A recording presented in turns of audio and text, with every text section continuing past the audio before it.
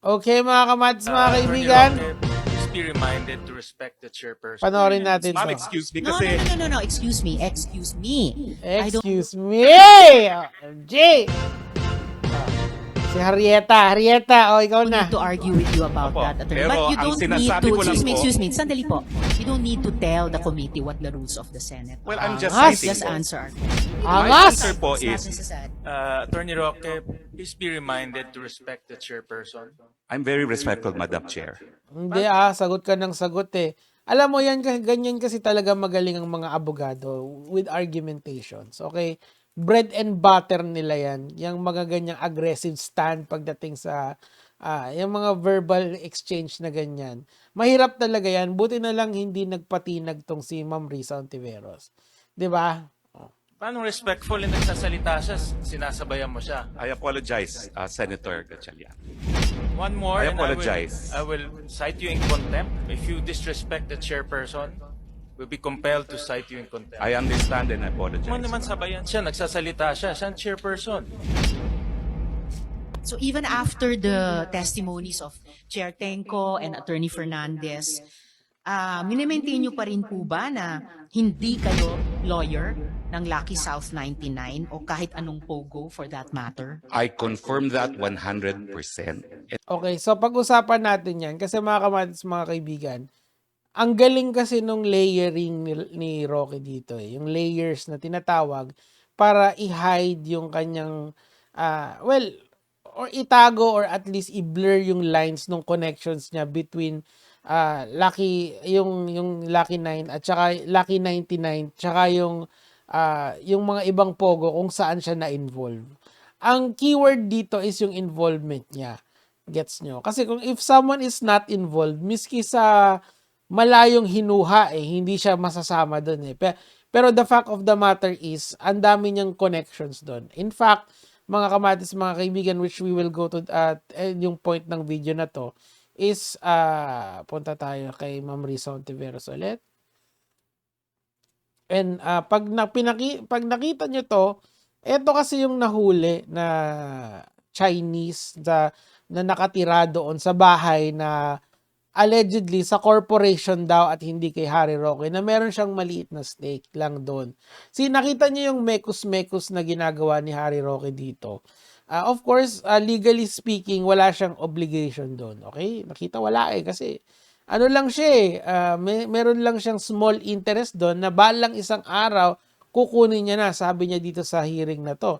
Medyo ituloy lang natin. And the reason po is, dala-dala ko po ngayon ng mga dokumento. Yan, ayan na. Alam niyo po, ang attorney-client relations, kinakailangan po yan magkasundo ang partido.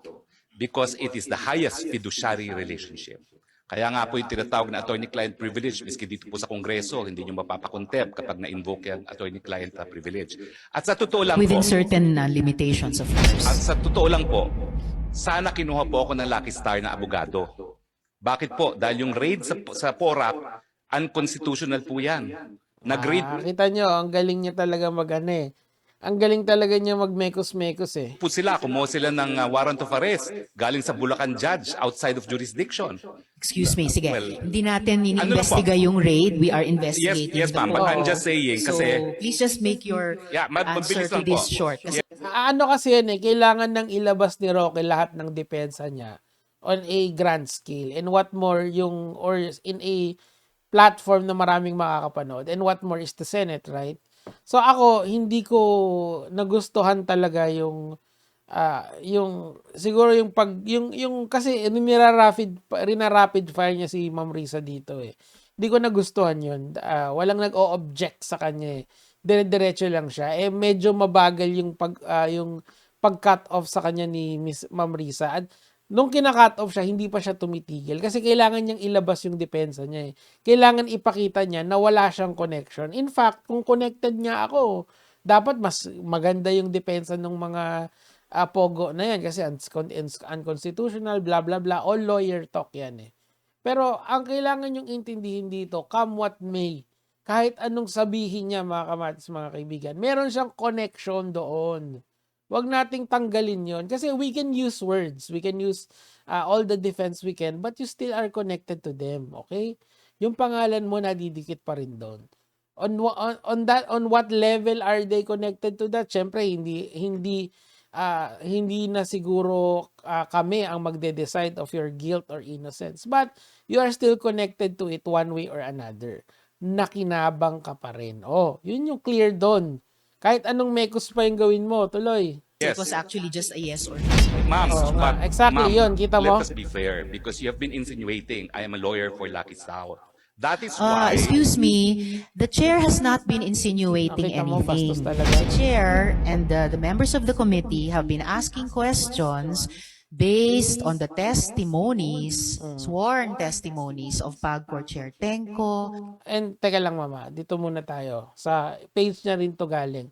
Dito na lang, isipin nyo, paano naman nakonekta itong isang Pogo boss na to kay Roque. Doon na lang. Huwag na tayo magpaligoy-ligoy pa. Dito na lang. Dito na lang natin pag-focusan yan. 'Di ba? Kasi magugulo lang isip nyo eh kung si ganito connected kay ganito, si ganito connected si ganito. But ito ang totoo dito. One way or another, he is connected to the Pogos. Oh, tuloy natin. Attorney Fernandez of PAGCOR, and other resource persons. So the resource person will not impute any insinuation to the chair. Will Facts please lang. just Facts lang. answer the questions. The chair Okay, has given the the- resource person Yes or no lang kasi Your yan. Honor, then, leeway to answer in the the questions. interest of Please fairness, answer properly. may I be allowed to dispute then the statement of the prior resource Yan, person? he's just lawyering kasi dito. Dapat talaga pag yes or no lang talaga. Yes, ikaw ba ay connected? Yes or no? Ang sagot doon, no. O, pero sabi ni ganito, may connect na ganito. O naman, Harry Roque, ginugulo mo kami. Pero syempre, look beyond the reasoning and just see that there is a connection, period. Okay, malinaw yon, malinaw pa sa umaga yon.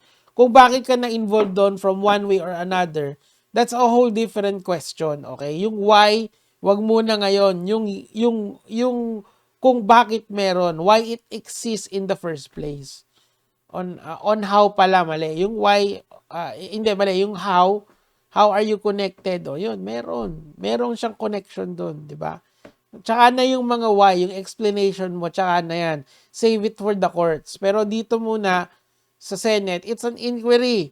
You don't need to defend yourself. Pero dinidefend niya kasi it's a platform for him to spout his defense. Nakaka-disappoint kasi I expected so much from Harry Roque from the first time na nakita ko siya na dinefend niya yung pamilya nung na GG na LGBT. 'Di ba yung trans, 'di ba, si Jennifer Laude. Kaso wala eh. Ngayon, ano na ka siyang ex-human rights lawyer, sabi nga nila. Tuloy. We will get to that in the Okay, course so of the the question Yun, again, oh. Madam Chair, is Do you maintain na hindi kayo abogado ng Lucky South 99 or any POGO for that matter? I maintain as an officer of the courts and under oath before the Senate of the Republic of the Philippines Ang that I have worthy. never acted as legal counsel for Lucky South 99 or for any other POGO. Ang maganda kasi dyan, sa ginagawa ni Roque, hindi siya connected dun sa kumpanya, pero lawyer siya nung isa doon sa mga big bosses nung Pogo na yan. Ang galing, gagi. It's actually impressive yung mental gymnastics na ginagawa nila. Just para put layers upon layers of it. Pero we're smarter than that. Sana magets nyo yung point nitong content na to. That let's just see the connection for what it is. There is a connection. Okay. In my opinion, hindi ako naniniwala sa ganitong line of reasoning ni Roque. He is a very good lawyer, but yung pag-abogado niya yun at hindi yung kung ano yung nakikita ng tao. O yun lang naman. Gege mga lods.